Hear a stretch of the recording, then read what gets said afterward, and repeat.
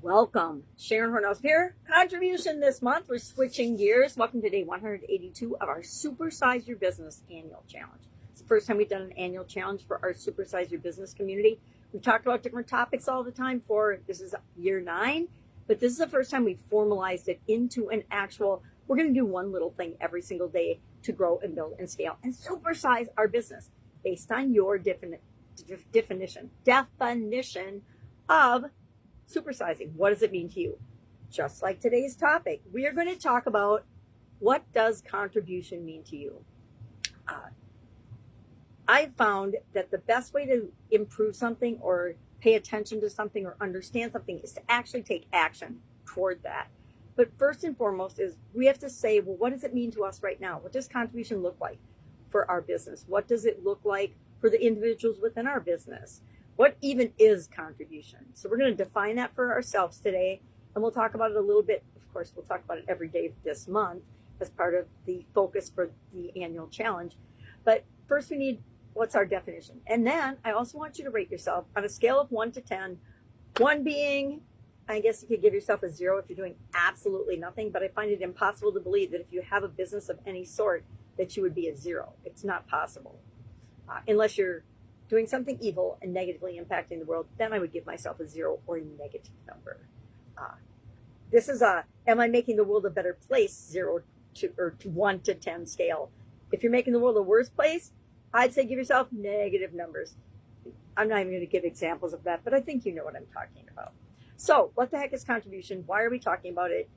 Well, contribution in our lives as humans it's just we're wired for it. It's core to us. It's like being a parent. It's like building a business. You are building a business because, and on the 7th, we'll talk about the 7 whys, because of something. Your why is what drives you, and that almost always comes to contribution. We might on the surface say, oh, it's because we need to make a living and take care of our family. We want to live a certain lifestyle. We want to do certain things throughout our life. Truly, if we ask ourselves why did you choose to do what you're doing, right, for a business?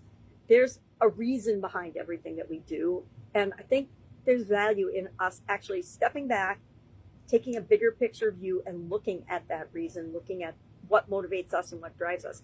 Because contribution drives many of us. It's one of my core values and one of my driving forces. And I think that's sort of indicated or implemented in my past experiences and in my life to this point.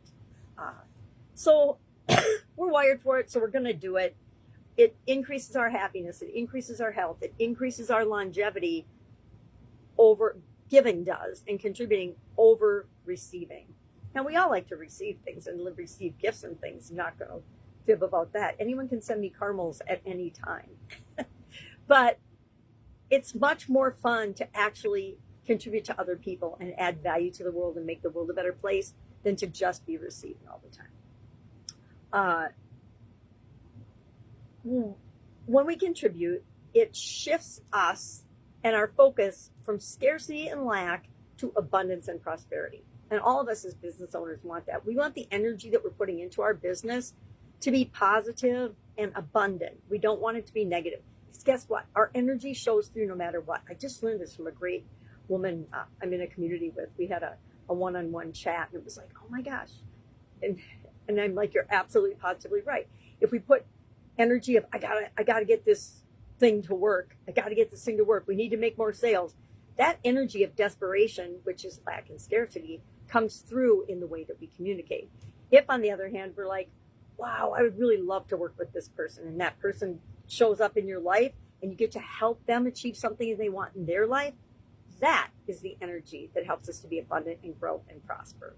And it's a little airy-fairy woo-woo for a lot of people that I interact with and impact and have in my lives. But there's a whole lot that I'm learning as I came on the school platform that is way more spiritual and more connected to the woo-woo than I will ever be. And I find the stuff fascinating. So we'll talk about that, I'm sure, throughout the course of this year's challenge and the positive impacts of that and what it can have in your life. Sometimes we just have one little limiting belief that's blocking everything for us.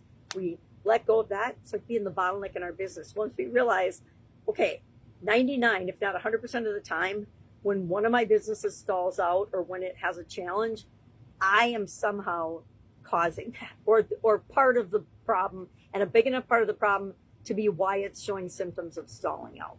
So I know there's a lot of people talking about bottlenecks these days because AI has told them that people are the bottleneck and they don't even know it. Well, if you've worked with businesses for 30 years, you know it.